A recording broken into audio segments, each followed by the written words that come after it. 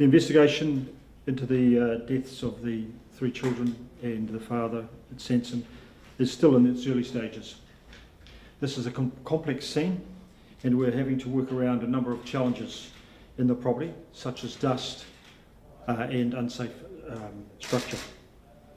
Any case involving young children is particularly difficult, and I want to acknowledge the families, FENZ as first responders, the community for their support, and our police officers who are doing outstanding work in what is a very emotional and difficult case.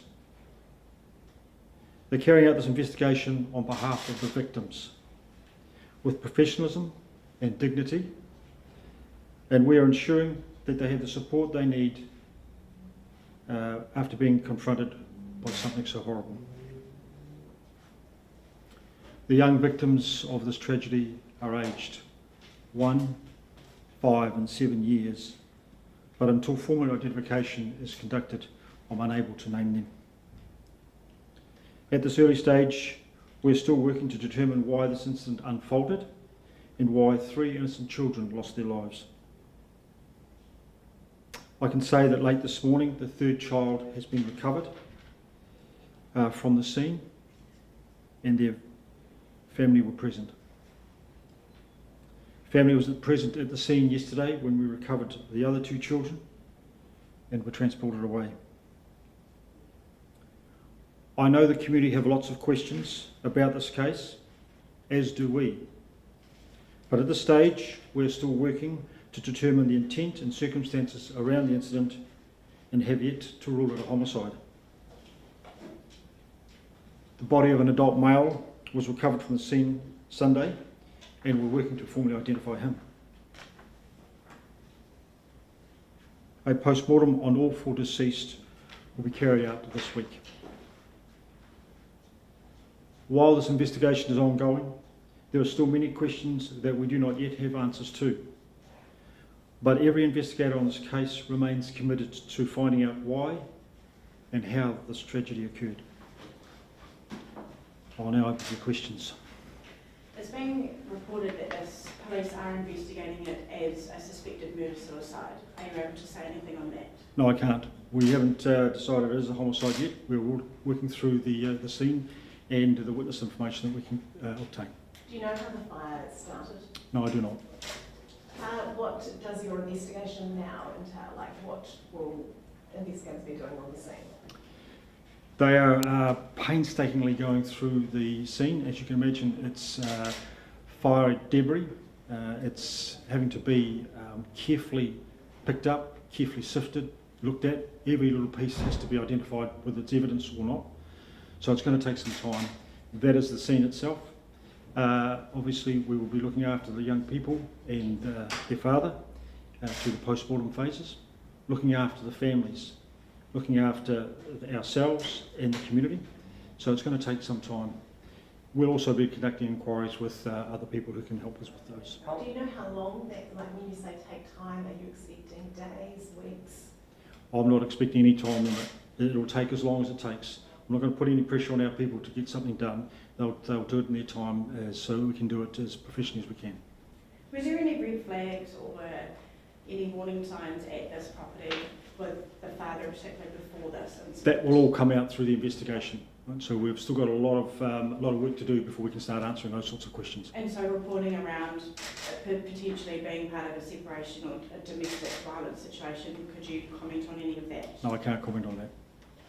In terms of naming of the children and the father, how soon do you think you'll be able to do that? Because their names are already out there in the public. Yes, they are, but we are bound by the Coroner's Act, and we're looking at having to formally identify all 4 people before we can do that.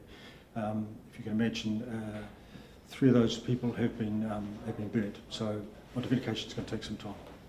This hasn't been none of the people have been referred to the coroner yet? The matter has been referred to the coroner, yes. And can people expect a police presence in the area for the coming days? The police will be in that area until this investigation is completed, yes. Are you asking the public for any information in relation to this case? If the public have further information which they think can help us with this case, absolutely, please come forward.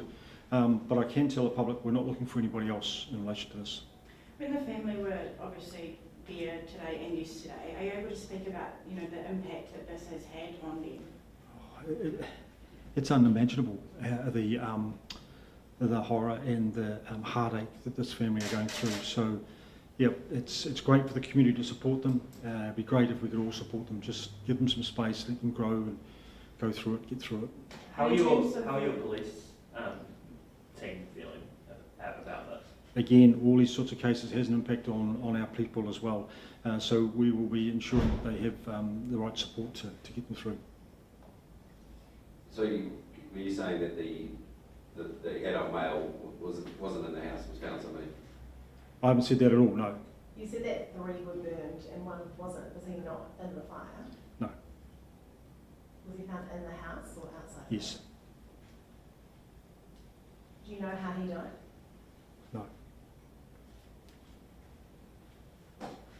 How extensive was the damage to the house? Was the whole house? The house is totaled. Yes. Was he dead? Was the male dead when emergency services arrived at the scene first? I'm unable to answer that question. I don't know the answer. That's Okay. So there were no, just to repeat an earlier question, so there was no red flags with this family, with the father, this address at all? In that will all be terms of- coming out as part of the investigation. I can't say anything about that at the moment because we don't know. So that will all be part of the questions that we ask and trying to get the answers for. How do you personally feel about this case and, you know, having to deal with this?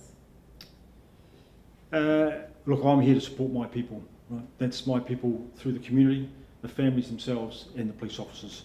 That's what I'm here for, and it is going to be tough, absolutely tough. So we just have to look after each other. How do you see the next few days playing out, for want of a better word? The next few days will be just like today. It'll be a hard grind for our frontline police officers. It's going to be a hard grind for our people talking to those involved because it's so emotional. Absolutely. How long do you expect to remain at the property? As long as it takes. Yep. So can you tell us how the person who wasn't burned, how they died? No, I cannot. I don't have that information. Right. So that's part of the forensic pathologist's work, and they'll report it to the coroner, and then the coroner will report from there. So I'm not trying to be tricky here. This is just. Was a firearm involved? I can't answer that. I'm sorry. I don't know. Can you talk about Saturday in terms of when responders turned up, like what time they were alerted to the fire and what time they turned up and what time police were on the scene? I can't give exact times, but I understand that a witness, so somebody driving past it probably saw it on fire, has gone to the address, called the fire service. Fire service have alerted the police, and from there. So that was around 2:30, 2:40 on Saturday afternoon. I can't be specific with the dates. I don't at the times. I'm sorry, I don't know. But that's how it's unfolded.